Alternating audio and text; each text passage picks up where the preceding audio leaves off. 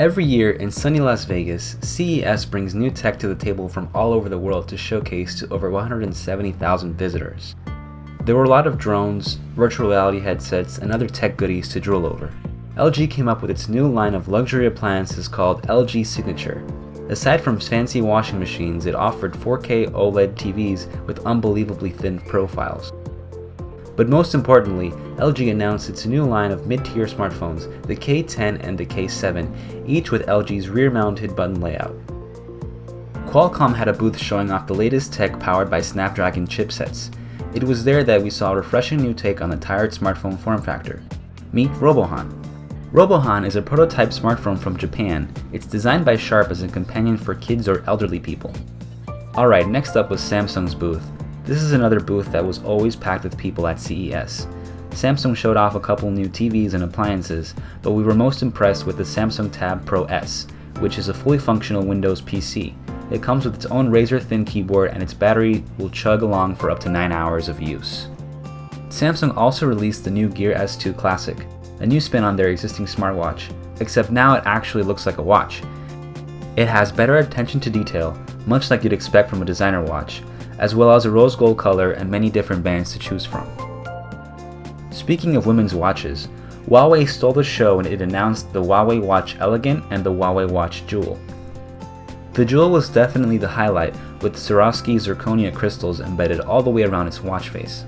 These editions are functionally the same as the Huawei watch that came out this fall season, except for the fact that these new women's versions will also be capable of taking calls right through the watch, and a couple of Huawei's execs told us they'd update the original Huawei watch to do the same.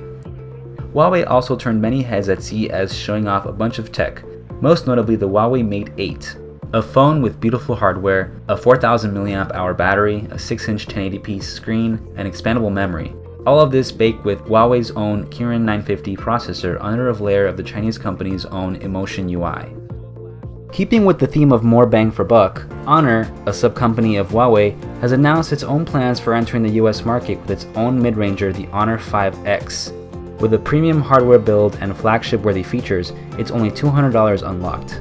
Also from Huawei, the Nexus 6P with matte gold finish is finally making its way to the US and Europe after making a debut in Asia. Intel's booth was pretty much always packed on every single CES day.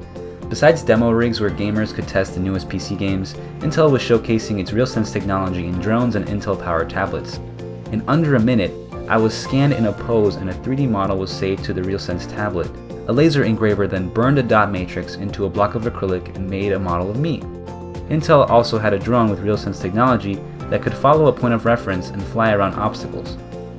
We didn't get too much major mobile announcements at CES, but as we already showed you, the CES floor was not lacking in terms of fun and geeky stuff. Attending the event was an awesome experience, and we're always dedicated to bringing you the latest in mobile news and in-depth phone reviews.